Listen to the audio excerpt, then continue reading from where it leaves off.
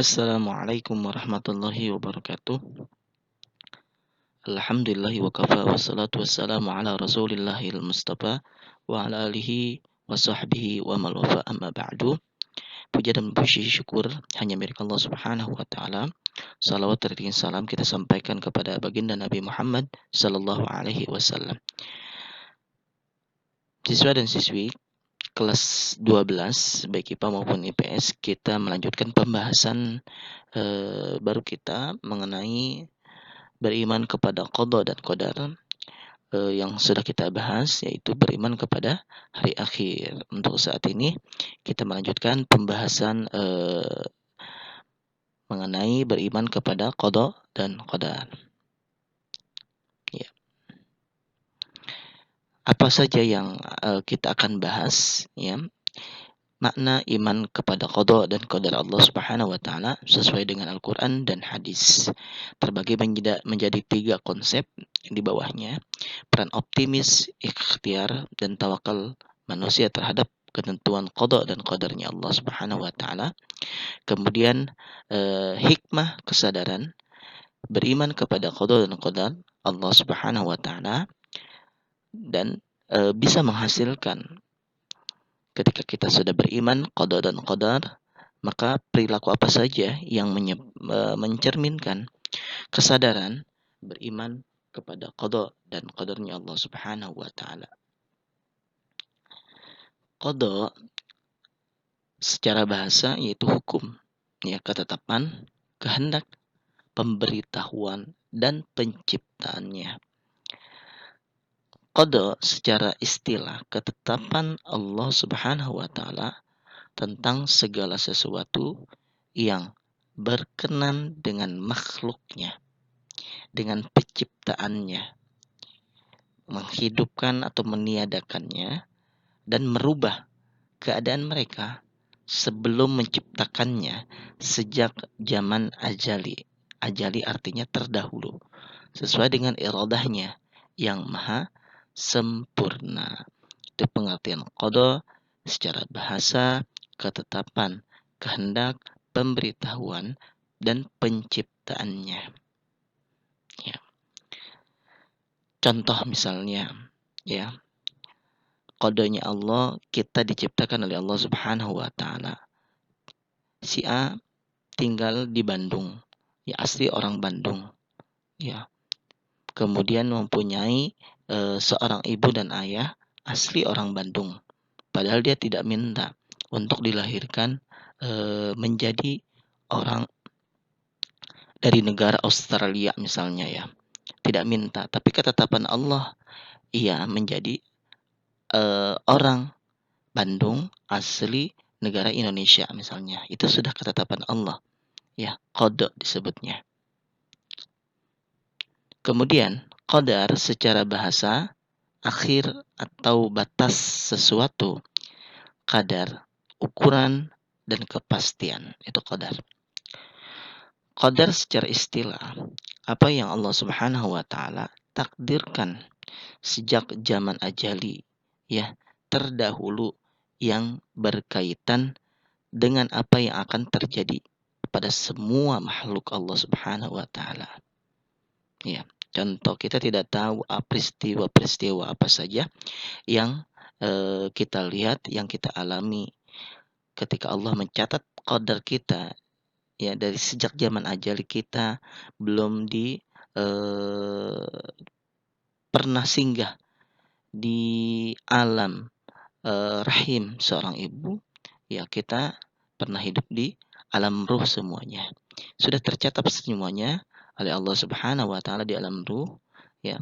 Apa saja yang akan terjadi pada diri kita, ya. Kemudian kita 9 bulan 10 hari di kandungan seorang ibu, kemudian kita hidup di dunia, kita tidak tahu besok apa yang kita lakukan, besok apa saja yang akan terjadi pada diri kita. Itu qadarnya Allah Subhanahu wa taala yang sudah tercatat pada zaman azali.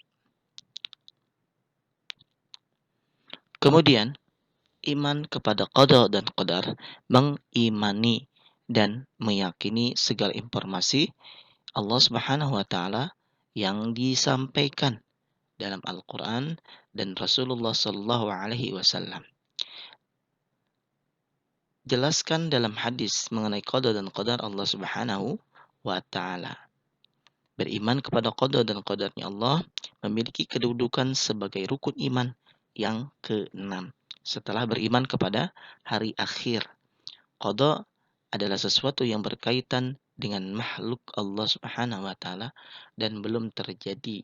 Sifatnya masih berupa tulisan yang berada di Lauhul Mahfuz.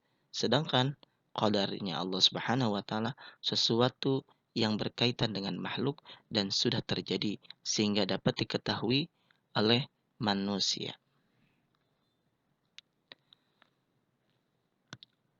Dalil tentang qada dan qadarnya Allah Subhanahu wa Ta'ala menciptakan makhluk berdasarkan qadarnya Allah termaktub dalam Quran surah Al-Qamar ayat yang ke-49, inna kulla syai'in khalaqnahu biqadar.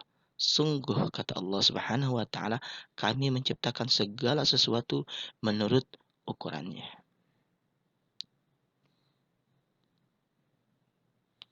Kemudian kata Allah dalam firman-Nya yang selanjutnya, untuk setiap makhluk telah tertulis di Lauhul Mahfuz, termaktub dalam firman-Nya Quran surah Al-Hadid ayat yang ke-22, ma asaba min musibatin fil ardi wala fi anfusikum illa fi kitabim min qabli an nabra'aha inna dzalika 'ala Allah yasir.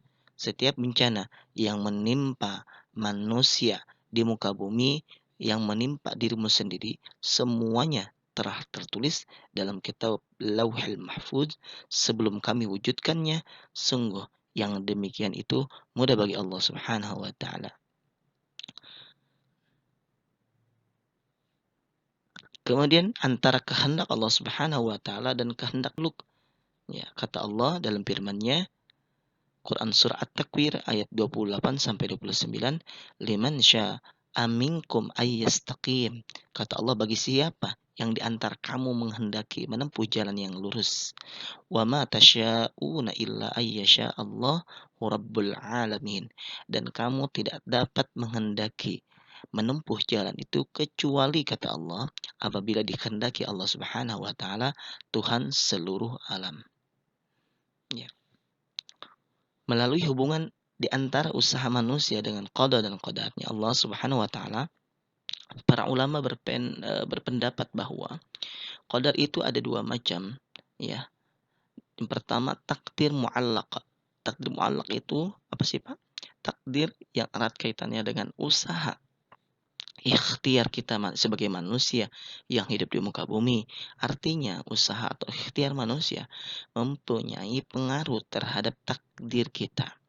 Sehingga usaha manusia mendatangkan hasil seperti yang dicita-citakan oleh manusia. Ya, kalau kita ingin berubah kepada yang lebih baik, ya kita ikhtiar, kita tempuh jalan itu apa yang sesuai dengan kita cita-citakan. Ya, kata Allah Subhanahu wa Ta'ala, innallaha la yughayyiru ma biqaumin hatta yughayyiru ma bi anfusihim. Sesungguhnya Allah tidak akan merubah suatu kaum yang ada pada dirinya sebelum mereka berubah untuk dirinya sendiri. Ya. Kemudian pertama tadi takdir mu'allaq, ini takdir mubron. Ya, mubron. Takdir mubron itu takdir yang terjadi pada diri manusia dan tidak dapat diusahakan atau tidak dapat diubah melalui usaha manusia. Artinya, usaha manusia sudah tidak dapat lagi berpengaruh terhadap qada dan qadarnya Allah Subhanahu wa Ta'ala. Baik, siswa dan siswi, insya Allah kita akan melanjutkan pembahasan mengenai iman kepada qada dan qadarnya Allah Subhanahu wa Ta'ala.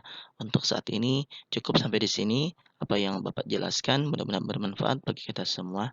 Hadanallahu wa iyyakum ajma'in. Assalamualaikum warahmatullahi wabarakatuh.